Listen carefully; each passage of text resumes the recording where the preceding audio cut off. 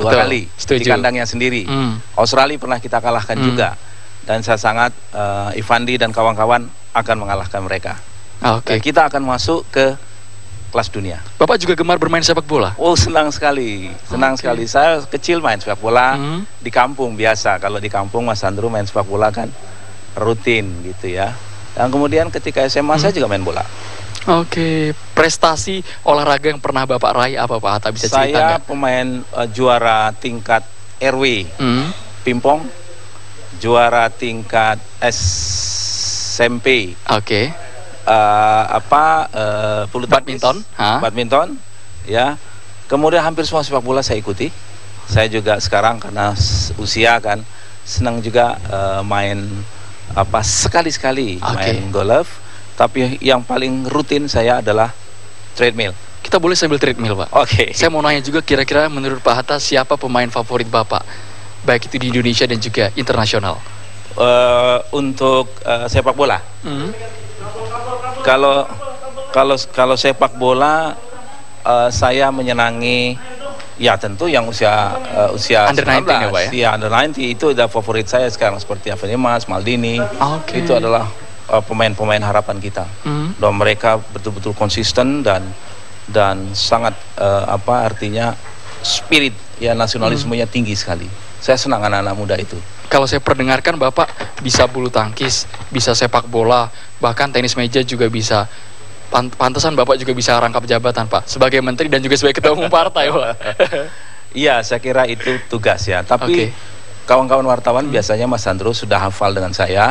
Kalau saya sedang bertugas sebagai menteri, tidak pernah saya ngomong politik. Sampai Jumat ya, Pak, ya? Sampai Jumat. Dan ditanya apapun tentang koalisi, tentang apapun, saya nggak jawab. Saya bilang nanti setelah jam kantor. Dan saya mencoba untuk konsisten dengan itu, mendidik diri saya agar tidak terbiasa mencampur adukkan antara urusan-urusan politik dan urusan-urusan kantor. Dan itu sekaligus melatih saya untuk tidak mencampurkan fasilitas dan sebagainya. Tapi kalau hari Sabtu ini kita boleh berbincang soal politik? Boleh. Hari Sabtu ini hari libur, bebas. Mau politik, mau urusan kantor, urusan-urusan katakanlah rumah, boleh. Yang menjadi pertanyaan kami semua, Pak, setelah pemilihan legislatif 9 April kemarin, Pak Hatta kemana, Pak? Karena sore belum terdengarkan. Kita akan bahas lebih lanjut, Pak, sesaat lagi. Hanya di Obrolan Pagi Apa Kabar Indonesia Akhir Pekan.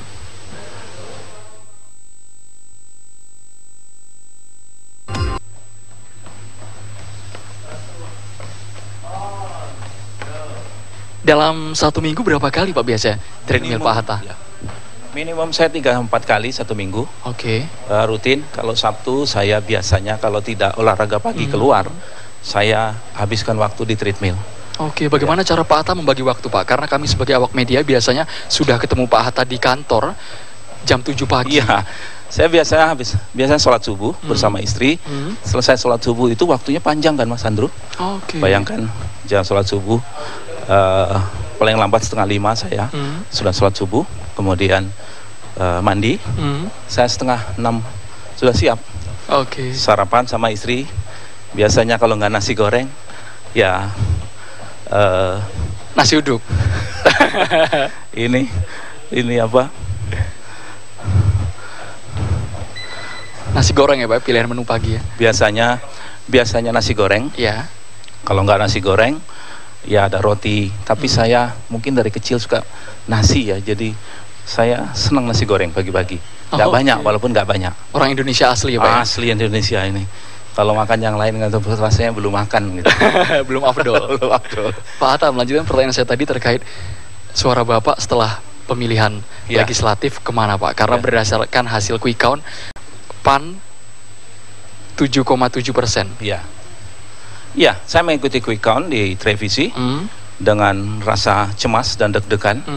Tapi setelah melihat 7,7, saya bersyukur bahwa PAN tetap eksis dan PAN tidak diramalkan kebanyakan para surveyor ataupun survei yang mengatakan bahwa akan tidak lolos. Saya bersyukur kepada Tuhan dan berterima kasih kepada pemilih dan rakyat Indonesia yang memberikan kepercayaan.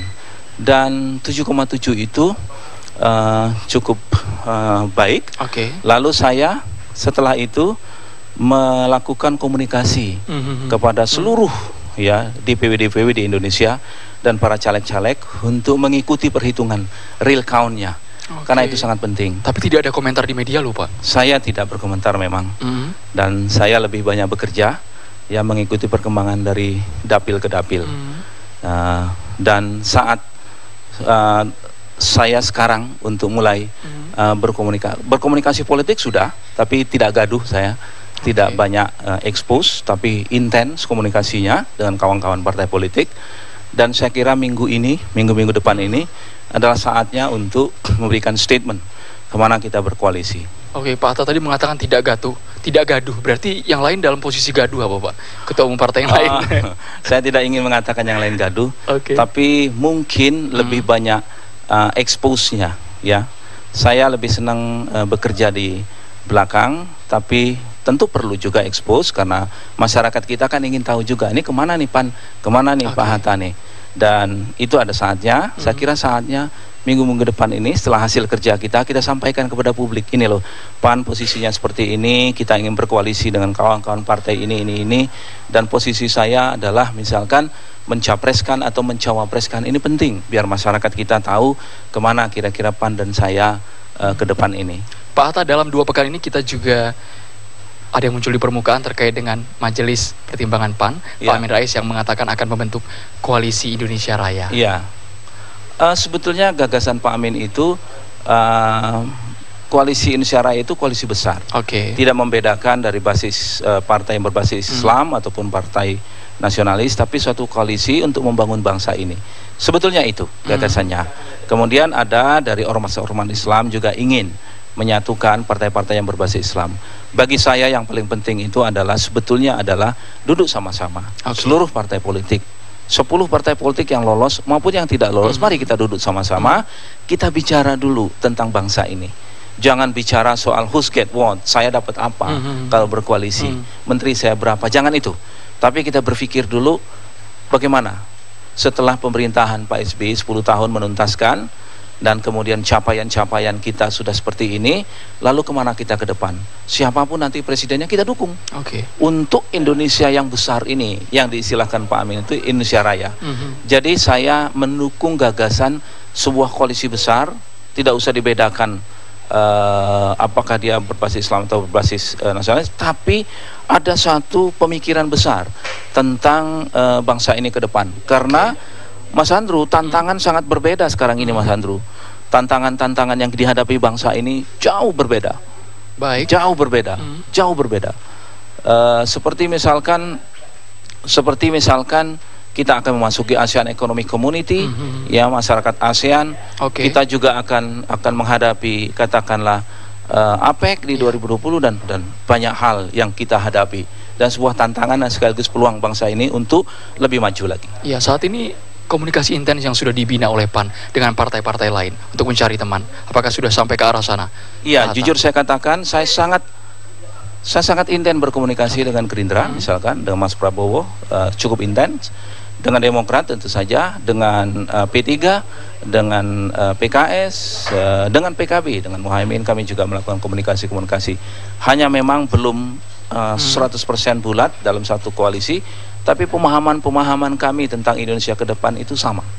Ya. Pak Hatta, kita bisa cerita nggak Pak soal Indonesia ke depan terkait dengan foto-foto yang ada di belakang? Boleh. Juga kegiatan Pak Hatta selama menjabat sebagai menteri, dan juga jabatan lainnya. Bisa dijelaskan Pak Hatta? Iya, ini Pak.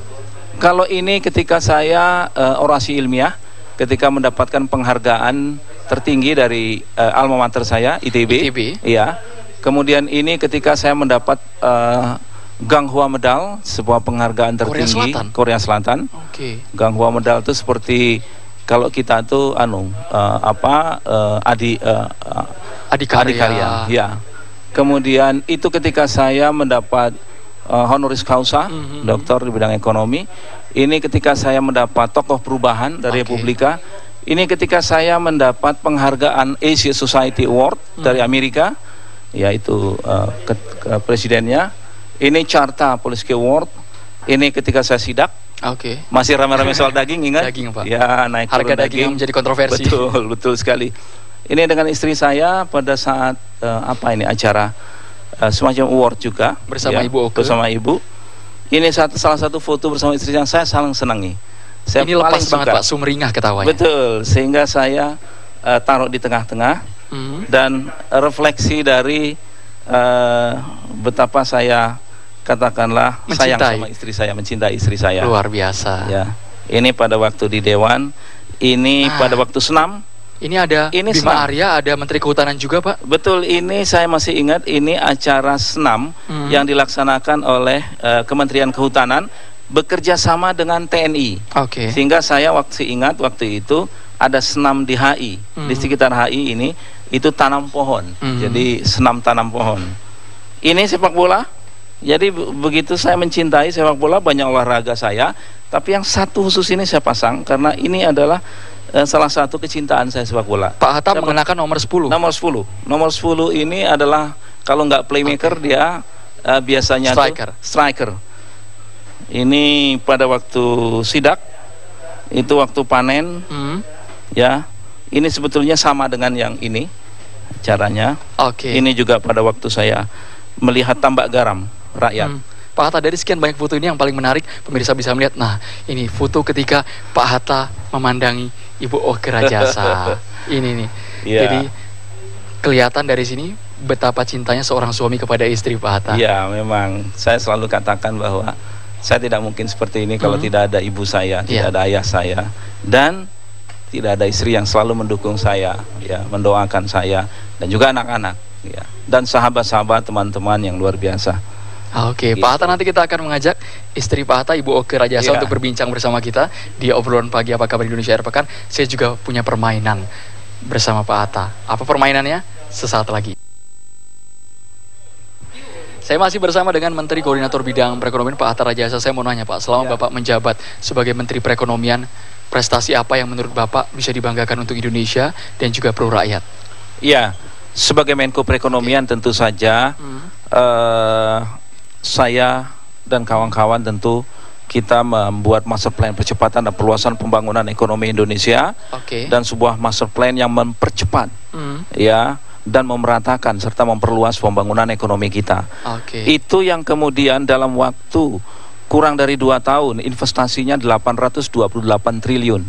Dan yang membanggakan saya, biasanya investasi itu adanya di Pulau Jawa, tapi dengan MP3II tersebut investasinya 67% berada di luar Jawa. Dan ini menunjukkan terjadi pemerataan, Mas Andrew, dan itulah kebahagiaan saya ketika sebagian besar investasi itu sudah berada di luar Jawa. Baik, kita sudah bersama dengan istri Pak Hatta Rajasa, Ibu Oke. Selamat pagi. Ini istri saya. Pagi, Mas Andrew. Pagi hari, rumah Ibu sudah diobrak-abrik sama TV One. Enggak apa-apa. Enggak apa-apa Ibu ya. Sebelum kita bahas terkait dengan aktivitas dan juga keluarga Pak Hatta Rajasa, saya punya permainan ini buat Pak Hatta. Saya sudah menyiapkan, pemirsa, ini ada 2 amplop yang saya siapkan. Amplop. Iya. Kalau amplop ini identik dengan uang, tapi ini bukan uang loh Pak. Ya, ini ada nomor 1 dan nomor 2. Pak Hatta mau milih nomor 1 atau nomor 2 Pak? Nomor 1 saja. Nomor 1 ya Pak ya. Wah, jangan-jangan mau jadi orang nomor 1 di Indonesia nih. Oke, nomor 1 disobek. Ini ada semacam pertanyaan buat Bapak. Waktu singkat sekali, Bapak hanya menjawab dengan maksimal 2 kata ketika saya menyebutkan nama yang ada di kertas ini, Pak Hatta. Oke, sudah siap Pak Hatta? Siap. Oke, tapi tidak ada hadiah Pak. Oh, nggak apa-apa. Kalau perlu saya ngasih hadiah. Itu yang kita tunggu-tunggu. Yang pertama Pak Hatta, maksimal 2 kata ya Pak ya. Tidak membawa nama institusi dan juga organisasi. Presiden Susilo Bambang Yudhoyono. Presiden yang berhasil membawa nama Indonesia di internasional luar biasa harumnya dan dibanggakan. Amin Rais. Amin Rais, tokoh reformasi pendobrak otoritarianisme di tanah air kita. Prabowo, seorang militer yang kemudian mencalonkan diri presiden, dikenal orang yang tegas. Kemudian Abu Rizal Bakri. Abu Rizal Bakri, seorang pengusaha yang saat ini menjadi ketua Golkar, juga calon presiden. Joko Widodo. Joko Widodo adalah gubernur Jakarta yang sering belusukan dan ingin menjadi presiden. Baik, wah luar biasa jawabannya. Tepuk tangan dulu buat Pak Hatta. Dari 5 nama yang saya ajukan ini, Pak Hatta Rajasa menjawabnya dengan lancar. Pak Hatta, nomor 1 ini Pak, Presiden Susilo Bambang Yudhoyono. Selama ini Pak Hatta kan besan Pak SBY. Dianggap bukan hanya perkawinan antara anak Pak Hatta dan juga anak Pak SBY, namun juga perkawinan politik yang muncul di permukaan.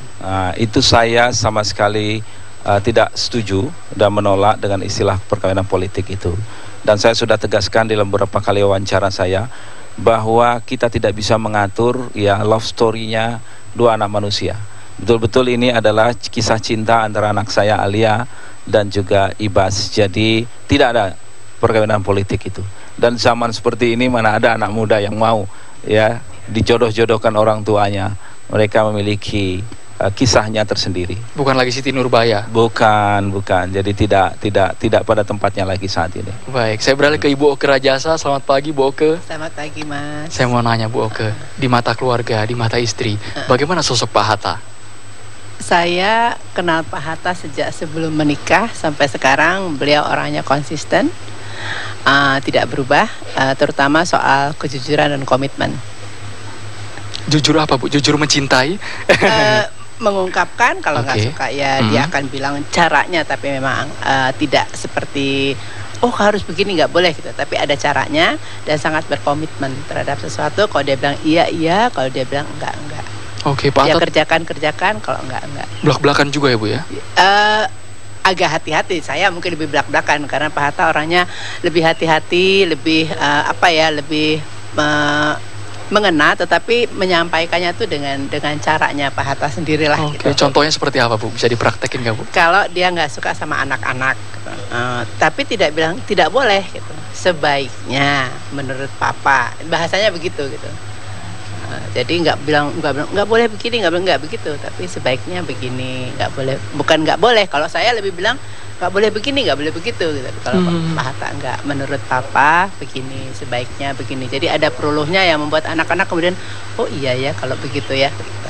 Dengan waktu yang sangat sibuk, Pak Hatta pernah menjabat sebagai Menteri Riset dan Teknologi, Menteri Perhubungan, kemudian Menteri Sekretaris Negara, dan saat ini Menteri Koordinator Bidang Perekonomian, dan juga sibuk di partai. Keluarga merasa terbengkalai atau seperti apa, Bu? Kebetulan teknologi ini sudah mulai maju ya, Mas. Jadi kayaknya komunikasi tetap ada, walaupun secara fisik kadang-kadang jarang ketemu langsung, tetapi komunikasi tetap ada gitu. Contohnya anak saya yang kecil yang lagi menyiapkan tugas akhirnya, padahal saya bilang, kamu kan sudah tahu temanya apa, terus chapternya apa, nggak usah lagi nanya Papa. Nggak, makanya tunggu Papa dulu. Padahal kan waktunya kan beda 7 jam gitu, tapi tetap aja dia, menurut saya tuh nggak konsultasi sebetulnya ya, tapi lebih mungkin karena ngerasa lebih hangat aja kalau Papa yang menjelaskan gitu, menurut dia begitu. Agar lebih meyakinkan juga jawaban dari Papa mungkin. Menurut dia gitu. Jadi semua anak-anak ngerasa sampai yang sudah menikah juga begitu biasanya. Ada apa-apa pasti nanya Papa dulu. Menurut Papa gimana gitu. Pak Hatta? Iya. Sorry, anak saya yang kecil yang sekarang sedang menyelesaikan studinya di Inggris sering email dengan saya menanyakan sesuatu, karena kebetulan dia mengambil bidang ekonomi dan dia khusus skripsinya itu tentang usaha kecil menengah, small and medium enterprises di Indonesia. Saya katakan itu adalah salah satu pilar ekonomi Indonesia, dan ini juga adalah pelakunya cukup banyak dan merupakan juga salah satu prioritas di tanah air kita. Saya berikan materi banyak ya supaya dia bisa mengeksplor data-data dan sebagainya. Jadi saya termasuk salah satu dosen pembimbing. Jadi anak pengen dijadiin entrepreneur? Dia mengikut Rashid menyenangi dunia entrepreneur. Tidak tertarik untuk masuk ke politik, Pak? Nah ini dia, Mas Andrew. Anak saya ada 4, ya, laki-laki 2. Dua-duanya itu belum menyenangi. Saya katakan bukan tidak, tapi belum menyenangi dunia politik. Karena sudah diajak Bapak yang sering mungkin ya? Mungkin dia melihat kalau bapaknya sekarang waktunya tuh banyak sekali tersita untuk aktivitas politik ya. Jadi mungkin mereka sedang memilih untuk lebih banyak ke entrepreneur. Baik, Pak Hatta, Ibu Oke, bisa kita mungkin sambil berdiri memperlihatkan kepada pemirsa, ini kalau saya lihat ada kain songket Palembang ini. Jadi Pak Hatta ini berdarah Palembang ini asli ya, Pak ya? Sudah urusan ibu-ibu ini. Ibu Oke bisa dijelasin, ini hobi Ibu Oke? Ya, ini hobi saya.